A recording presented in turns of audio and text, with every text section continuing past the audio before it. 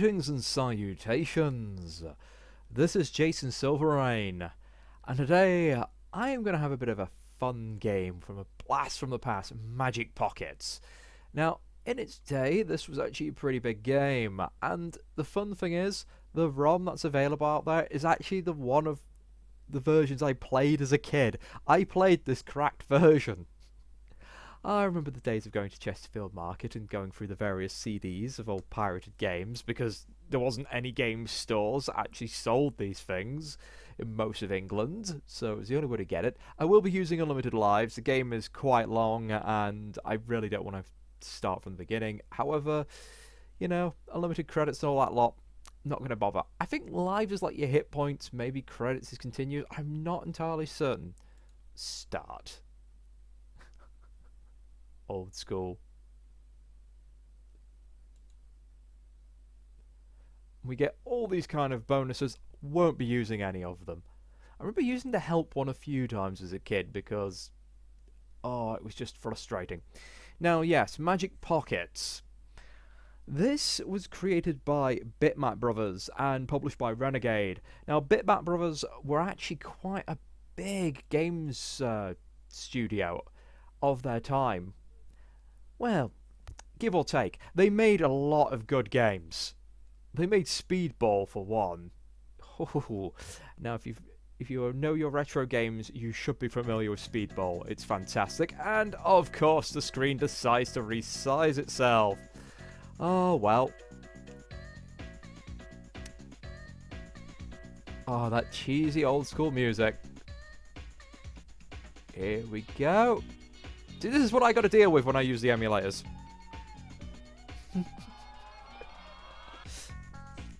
Now, the plot is essentially you're playing as the Bitnat Kid.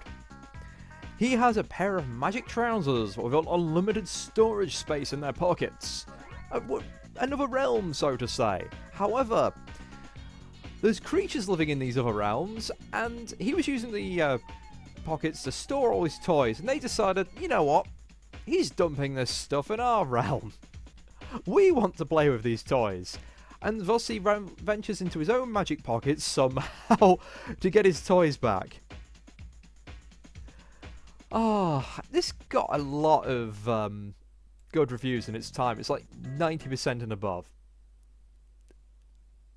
There was actually going to be a Game Boy Advance remake of 2002, but it got cancelled. And oh, come on. It's quite a slow game, so there'll be quite a few bits of me probably playing this through on double speed. Otherwise, we'll be here all day. The levels are huge and the movement's a bit clunky. It's got a very unique art style, though. But no music, weirdly. Decent sound effects. And the longer you hold your attack button, you get to throw these. Now, if you just press it normally, you throw these little tiny ones. They do damage. The big ones usually insta-kill your enemies, and it causes them to drop power-ups, whether it's just points-wise with the sweets we're seeing so far, or you get stars. And the stars let you gain helmets. Oh dear. Oh, damn it. Stop it. Ow. Yeah, the controls were a little clunky. I tried ducking and for some reason it's decided to jump. And if you don't pop these, well, then you just lose out. And he goes pop.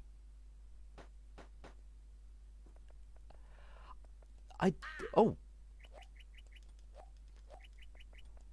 I am being a bit reckless here because of the unlimited lives, and also because otherwise I'll be here all day playing this. I remember when I've just tried the emulator for the first time, and I spent about 5 minutes just getting to this point because it takes so long to kill enemies. Oh! Whoops. Well, more points.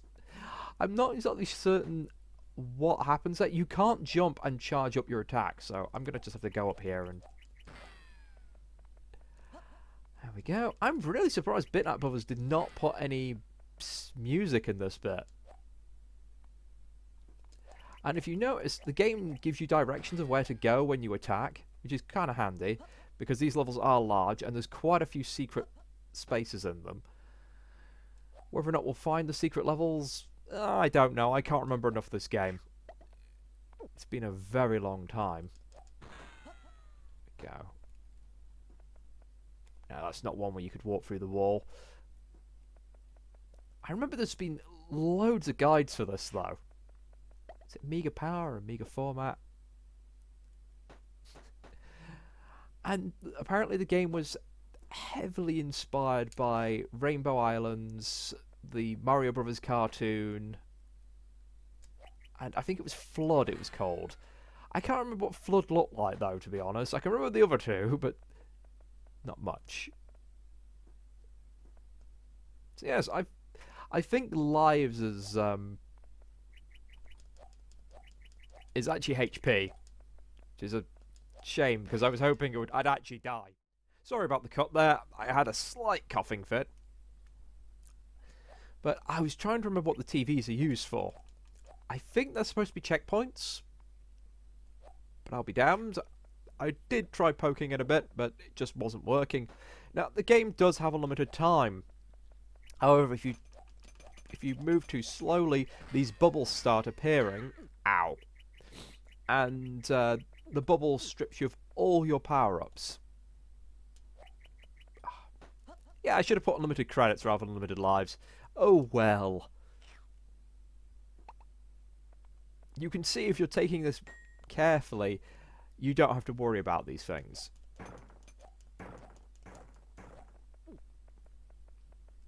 Again, I'm kind of rushing. Now, first star. Excellent. We get enough silver stars, we get a gold star. And then that... Ooh, bugger. Stop it. Yes, the gold star will allow us to get helmets to do things. Oh, I'm doing so bad at this. I keep forgetting that I can't jump and attack, and my god, the enemy health is very inconsistent. Oh, well, let's just get to the gum. There we go. If you could not, please. I mean, I can't attack in gum form, if I remember right. Go, we get a gold thing. That lets us pick up those glasses, which kills everything on screen. Because it's the 90s, and shades and the such are awesome and have all magic powers.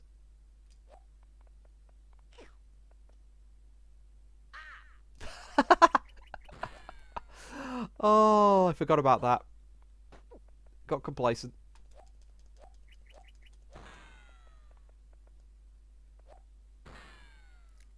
Now, as you can see, I'm sort of powering up my attacks, but what if I press the, my somewhat unreliable D-pad in a direction, I can put a bit of momentum into wherever these are going to go. So if I press up, he'll hurl them up. Oh, well, he decided to change his attack pattern. Screw it. You're not giving me helmets like I want. Ah, there we go.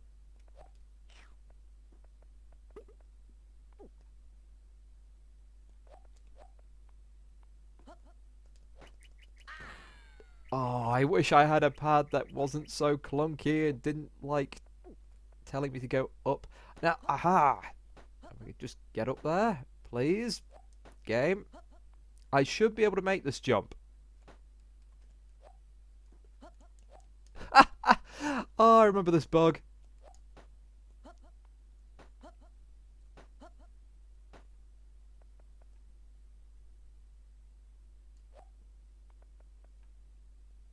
Now, there was supposed to be a type of special jump, I think, which you do using the power of the wind.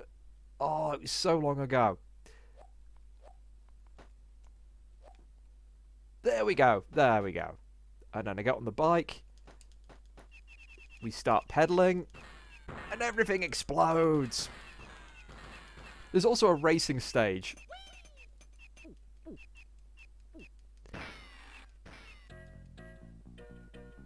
And there we go. Not exactly toys, are they? I guess it's play money, isn't it?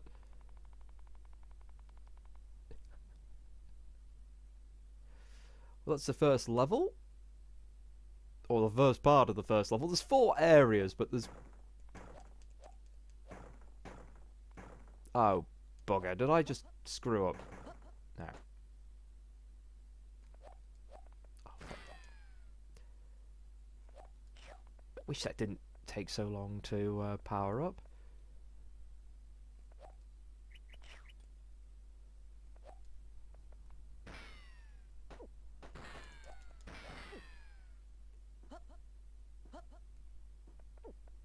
I'm not sure if there was a spot behind me I could have gone, but again, these levels are kind of maze-like. They made a lot of games, like Chaos Engine, that did the same thing. It looks like I can't smash my way through there. I'm pressing left. The game wants me to go up.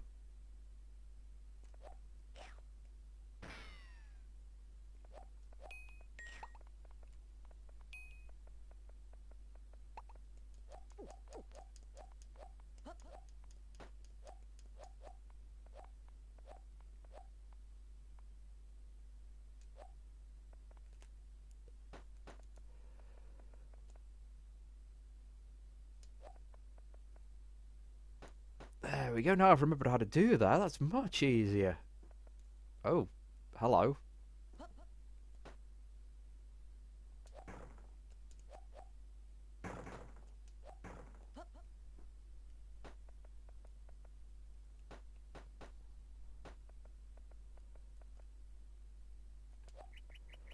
Yeah, you can see why I've decided to go with the unlimited lives. With my somewhat terrible controller misreading every other input, I kinda need it, otherwise I'd be dead by now.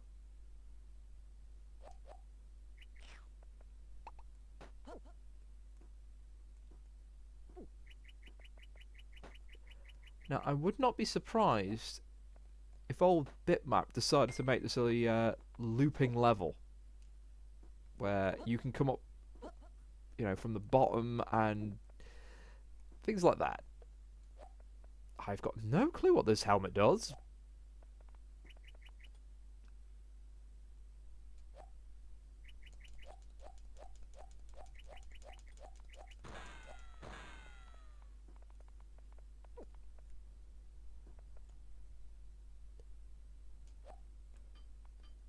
Oh,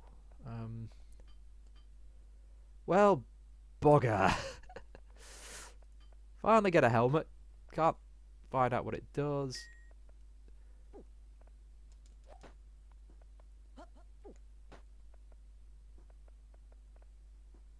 At least I didn't have to leave it behind, like I thought I was going to have to do.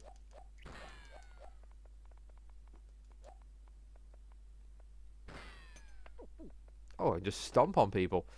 Well, that's handy.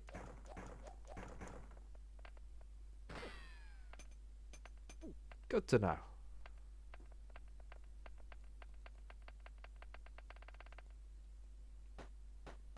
Okay. Whee! I probably missed like a secret area there, but oh, I don't know, I'm lost. This is one of those games I'd love to have a map to a level layout.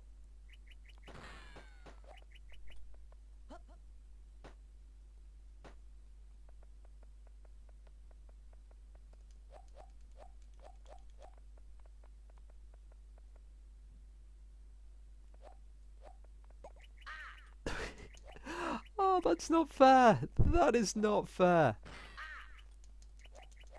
Oh, for...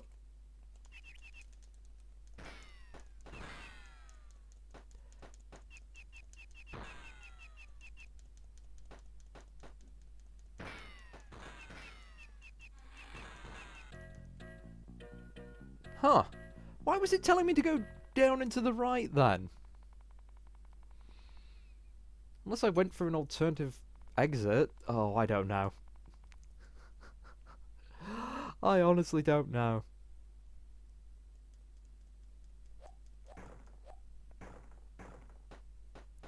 Ooh.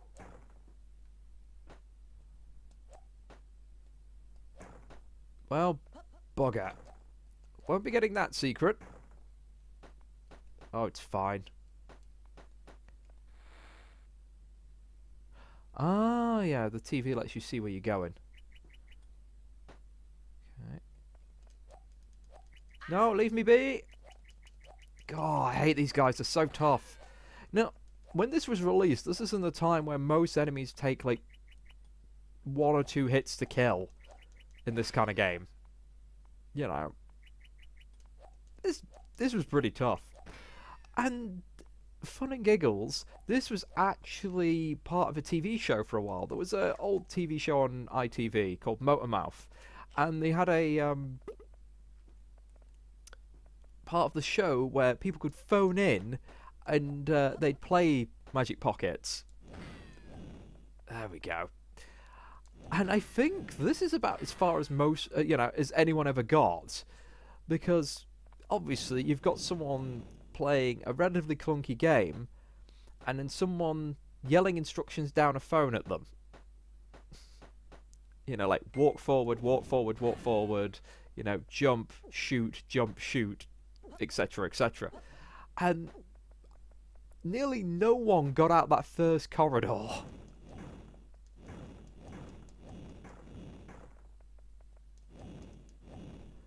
Yeah, I think that was one of my earliest experiences with Magic Pockets until we actually picked up a copy of the game. There we go.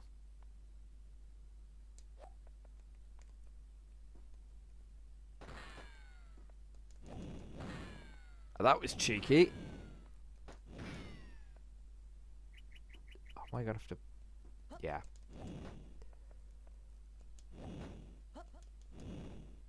Got him.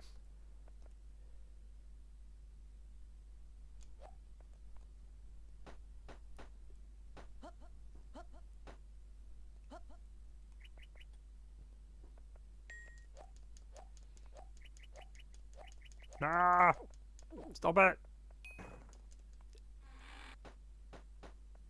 I just clipped through the whole bloody wall. I bet there's a speedrun tactic involving this.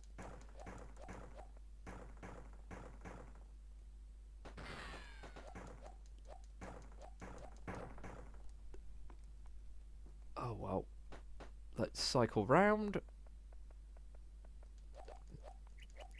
Stop it.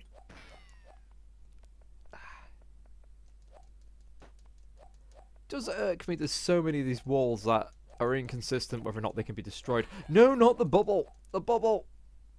This is not fair! Oh, it just makes me lose my power-ups. Except on the last level where it kills you. Thankfully, no power-ups at the moment. Hell, I thought I was getting through this relatively quickly as well. Yeah, well.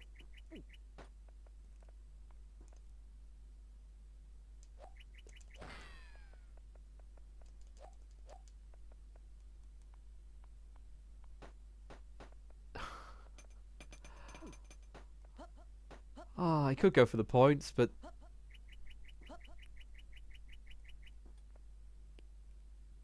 And down again, and up again?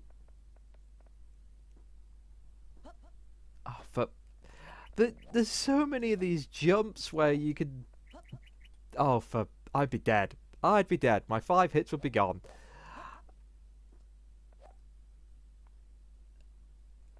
Yeah, having a inconsistent attack angle is a bit of a pain. And the fact the enemies take so much to actually hurt them.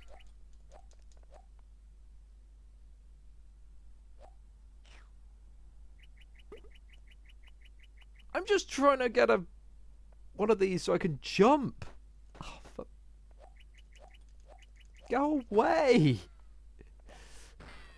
There we go. Can I be left in peace? Oh, well, this is going to take a while. I'll catch up with you in a little bit.